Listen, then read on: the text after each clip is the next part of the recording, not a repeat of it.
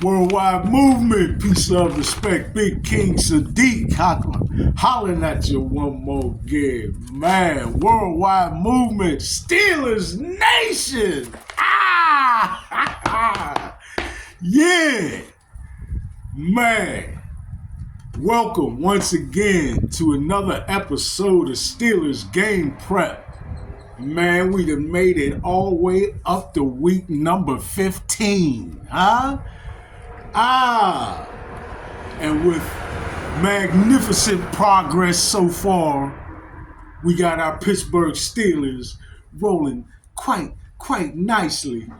You understand? At 10-3, huh?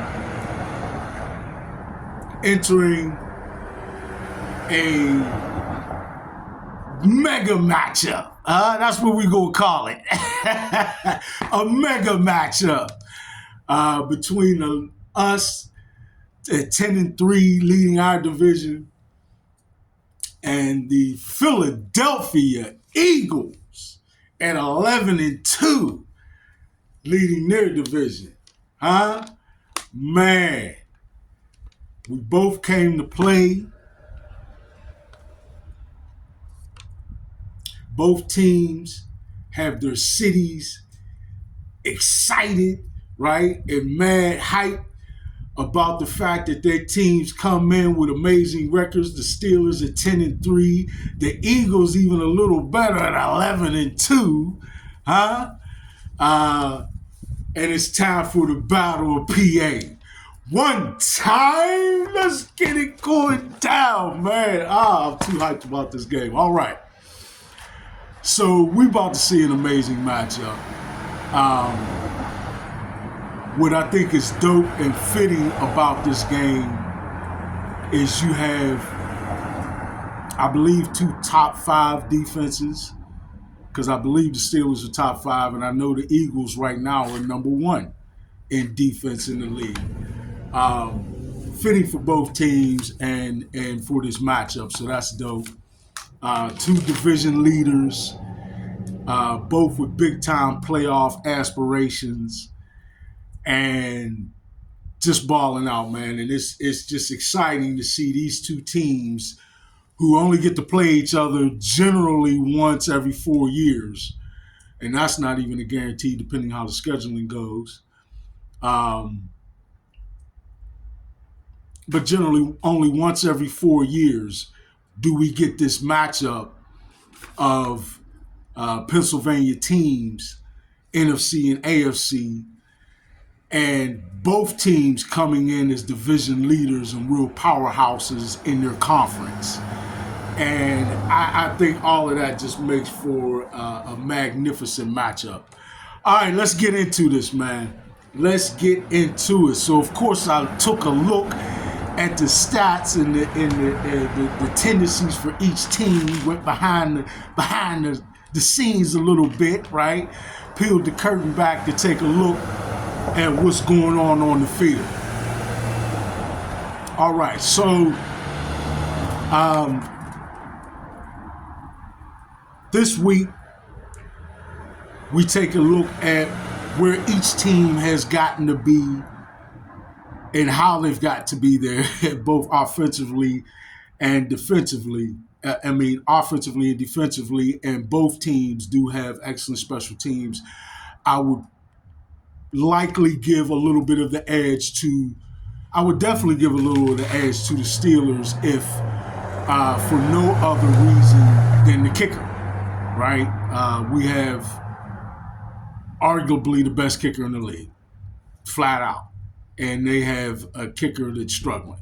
So other areas are probably about even in terms of each team's kickoff coverage and punt return coverage, and some other areas. So the major area, they both have decent punters. The major area I would say is, although we maybe have a little bit more electric return game. I don't know. Their returner's good. We have the touchdown. I don't know that he has one yet on the year. Anyway, two good special teams with a slight nod because of the better kicker to the Steelers, right? Now let's get into the offense and defense a little bit. Taking a look at the pass rate and the rush rate, right? How frequently each team passes the ball and runs the ball. The Eagles running the ball at 48% of the time and passing the ball at 51% of the time. All right.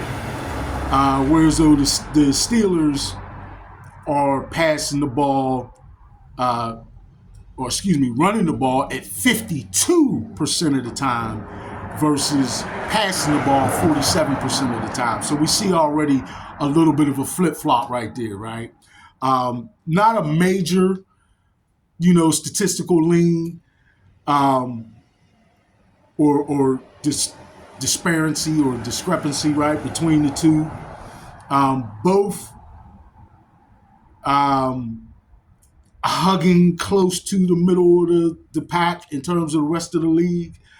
Probably the Eagles represent a little bit more of the league-wide trend, being slightly more pass-heavy, and the Steelers not so much the trend as they indeed lean more toward the run. But the Eagles have a very high rush rate and right up there with the Steelers in terms of production.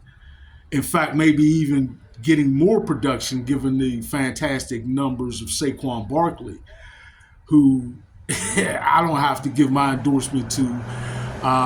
Slight Tomlinism.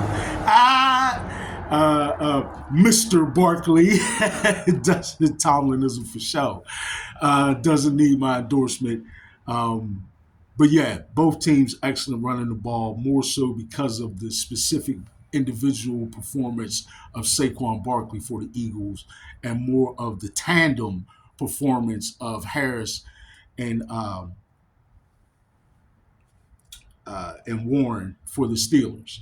All right, so again, Eagles 48% of the time running the ball, 51% of the time passing. The Steelers 52% of the time running the ball and 47% of the time passing. The average depth of target for the Eagles is 7.9 yards, close to the right around league average, right? And the Steelers at 8.1 yards, leaning just a little over league average. And you got Russ with the moon balls, man, right? In terms of where they're actually distributing their eligibles, Tomlinism, we got the Eagles distributing their eligibles to the left of the hashes 45% of the time, right down the middle of the field 12% of the time, and to the right of the hashes 41% of the time, right? A little bit of a disparity, right? With their delivering the ball to the middle of the field, they are a little bit toward the league low, and not at the low, but toward that end of it. The Steelers a little bit better at 15%. Remember, they struggled in the same area and have only recently began to, in recent weeks, distribute the ball a little bit more evenly, bringing the number or the percentage of how often they go to the middle of the field up just a little bit, right? So the Steelers are targeting the left of the field 45% of the time, the middle of the field up to 15% now, and the right of the field at 38% of the time. All right, which eligibles are actually getting the ball for each team, right? For the Philadelphia Eagles, they target their wide receivers 59% of the time. That's pretty heavy, in terms of league average. That's showing a different preponderance of wanting to distribute the ball to the wide receivers when they decide to pass, right? They're targeting their tight ends 23% of the time, which is fairly healthy in terms of the league average. And they're targeting their running backs 16% of the time. Not the lowest, but toward the lower half of the league in terms of targeting their running backs in the passing game. Now, if we take a look at the Steelers, the Pittsburgh Steelers are a little bit more balanced in their passing game. They distribute the ball to the, or they target at least the wide receivers 50% of the time. And they target the tight ends 25% of the time, which is really healthy in terms of their looking for the tight end in relationship to league average, right? And they target their running backs 23% of the time as compared to only 16% of the time by the Eagles. So we see a definite difference there in terms of distribution of targets. The Steelers much more willing to look toward their running backs in the passing game. And you could even translate that to Russell Wilson's willingness or ability to check down to the running backs in appropriate situations, which is a good thing. And some people have even pointed to perhaps that might be a slight area of struggle for the Eagles in their passing game, right? And Hurts in terms of his. He hasn't struggled. Hurts has had a good season, maybe not quite as prolific as it has been in the past. And some might point to that, right, as being one of the areas. But neither here nor there. That's how each team targets their eligibles, right, in terms of distributing the ball between their wide receivers, their tight ends, and their running backs. Again, the Eagles. Wide receivers, pretty healthy, 59% of the time. Tight ends, 23% of the time. Running backs, only 16% of the time. With the Steelers, 50% of the time to the wide receivers, 25% of the time to the tight ends, and a healthy 23% of the time to the running backs. Pretty even distribution there. All right. That is the passing game breakdown, right, in terms of how each team has liked to sort of roll out their passing attack. Let's take a look at the running game a little bit, right? And in doing so, the first thing we do is we look at, again, how each team tends to attack or selects which side of the hashes they want to run the ball to, or toward which sideline or half of the field they're going to run the ball to, the left or the right. All right. For the Philadelphia Eagles, they run the ball to the left of the field 47% of the time, while running to the right of the field 52% of the time. Right. Now, often the reason I give this stat is what it tends to highlight is where each team feels like its offensive line is getting the more push, right? Or where they've noticed more production, so they tend to go toward their strengths. That's just a natural reaction, right? So again, for the Eagles, it's 47% to the left and 52% to the right. For the Pittsburgh Steelers, that is 53% to the left, and they run the ball 46% of the time to the right. So we see a little bit of a flip-flop there between the two teams, showing that each team sort of has a little bit of a lean toward the strong, or what they consider to be the strong running side of their line, right? Or where they're getting the most push in the run game from their offensive line. The Steelers feel a little bit more push from the left, and the Eagles feel a little bit more push from the right. Now, listen, in terms of how they are actually running the ball in terms of their run gaps, right?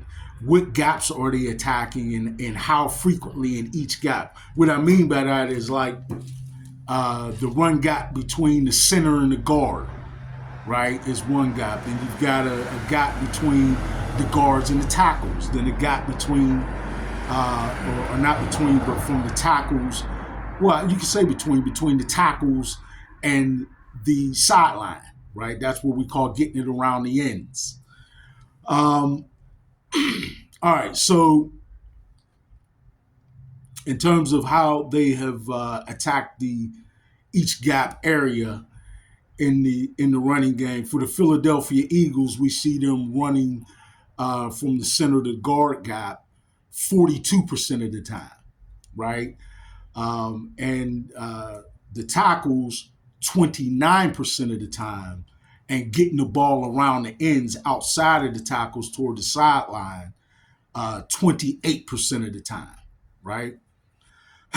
Whereas with the Steelers, we say probably a slightly more balanced attack. Well, I don't know if you want to call it balanced, but maybe a little bit more even distribution. Whereas we see 34% of the time they're running it between the center and the guards, and 37% of the time to the tackles. So maybe a little bit more of a look on the Steelers feeling that their tackles are a strength in the running game, right? And that general area of the running gaps is somewhere that they can attack effectively, as they're going there 37% of the times, whereas though the Eagles, 29% of the time, they attack that area.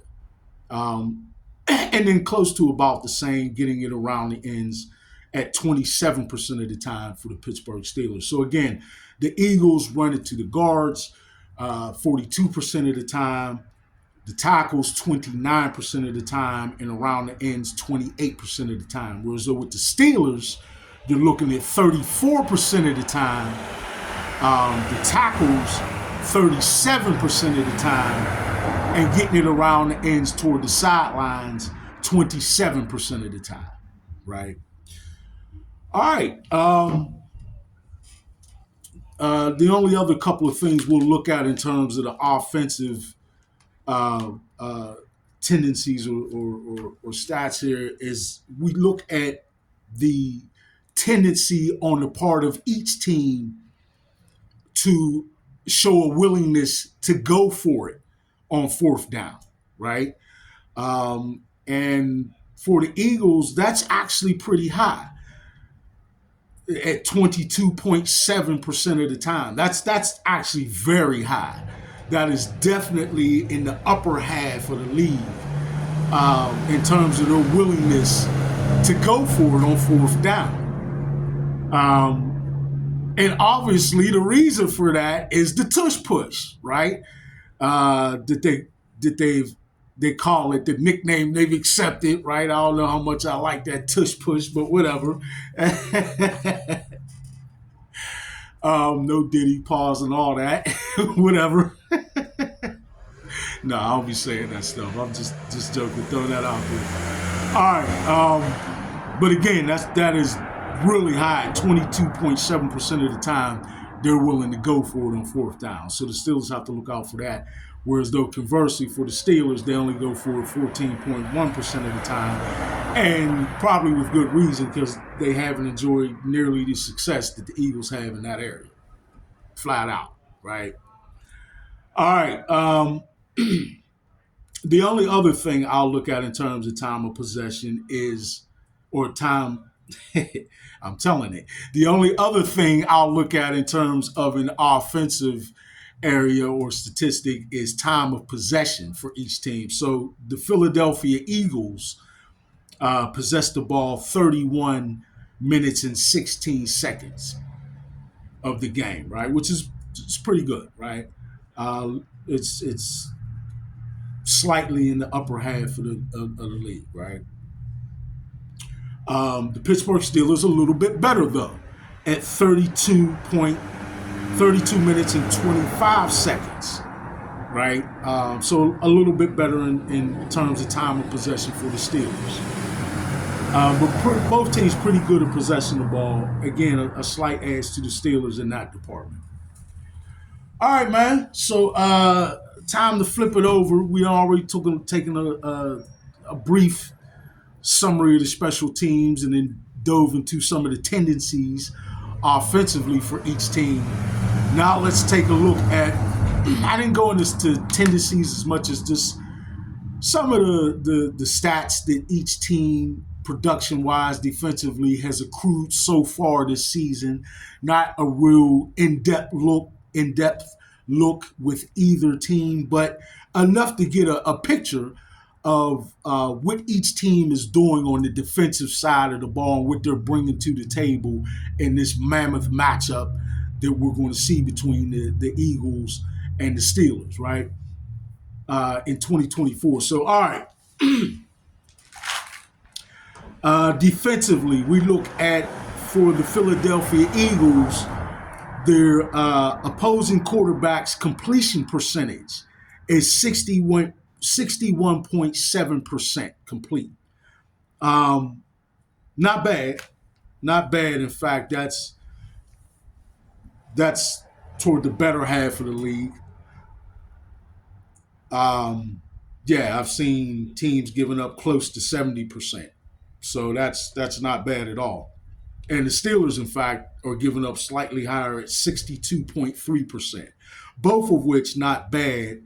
The Steelers, I'm sure, would like to be a little better there, maybe even the Eagles, but both of which not bad at all, really, in comparison to the rest of the league. Actually pretty good, right? Which we would think, because we're talking about two of the top defenses in the league. Okay, in terms of the passing yards yielded by each team, or the passing yards against the Eagles defense, has been 2,594 yards, which is definitely at the top of the league, right? I don't know if they're actually the top of the league, but they're close to the top of the league in terms of the amount of passing yards they've yielded so far. The Steelers are a little higher. Certainly, I know the coaches would like to be better in this area at having given up 3,057 yards so far. Again, not, atrocious and pretty good, actually, in comparison to the rest of the league. But, the Eagles have clearly been much more productive in that area defensively and yielding far less. I mean, we're talking about, almost 500 yards less passing was yielded. So that's significant.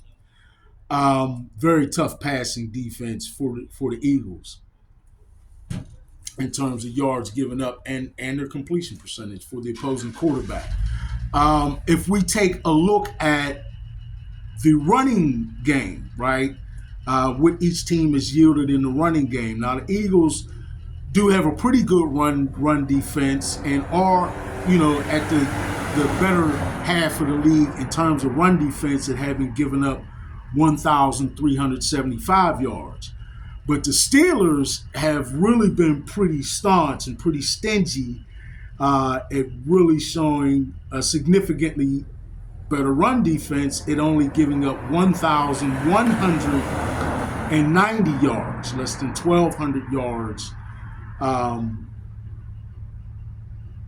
given up so far in the Steelers in terms of the run defense. So they've shown that while both teams are pretty stiff in the run game, the Steelers have really been pretty stingy in terms of run defense, which is really good. All right.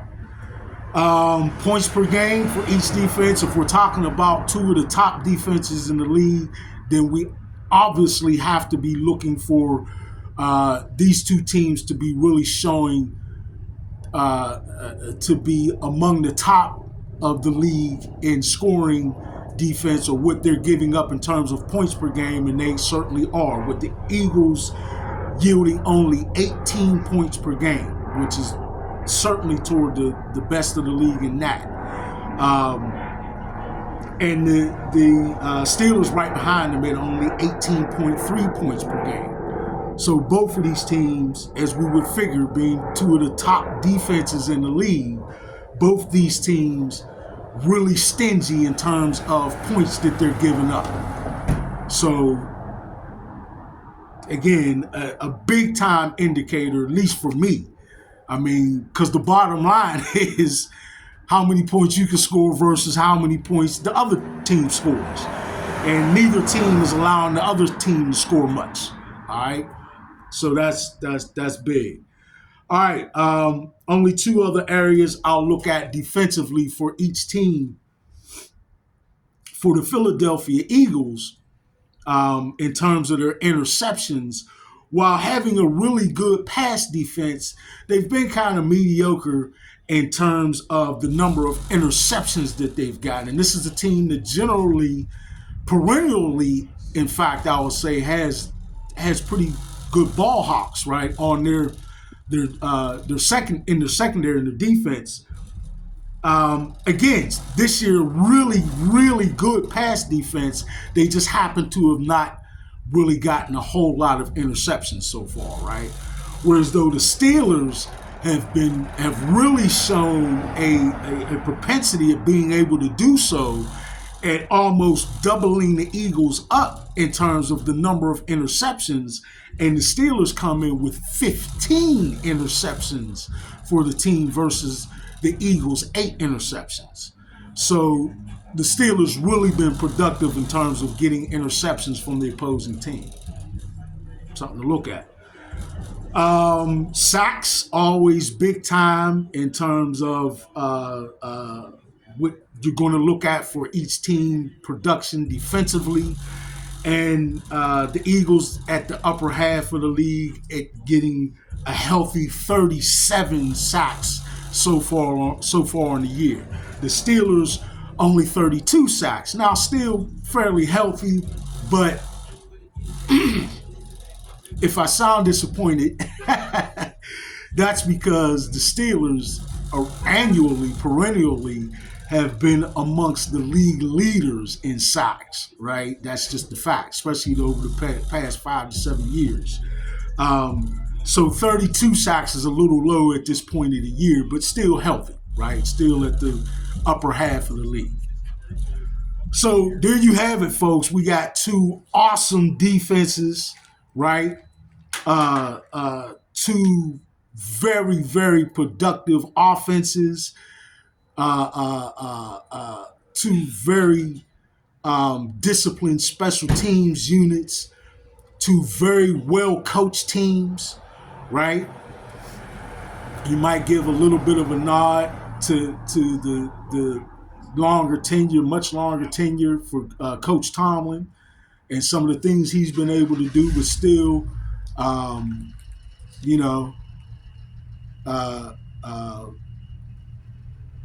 excellent coaching on the part of the Eagles, and both teams just excellently coached. So all around, you're looking at two fantastic teams trending not just in the right direction, but toward the top of the league in their respective conferences. So again, this is not just a major matchup or a big matchup. Folks, we talking about a mega matchup when the Pittsburgh Steelers roll in to Philadelphia to match up with the Philadelphia Eagles in 2024. This is a big time game. It's going to probably tell a lot about the realistic Super Bowl aspirations for each team. It won't be a tell-all for either, right? I still think both teams, regardless, have an excellent shot at winning their conference. They have opposition, right? Chiefs and some other teams, the Bills and the Ravens and the AFC, and then for the Eagles, you got the Lions and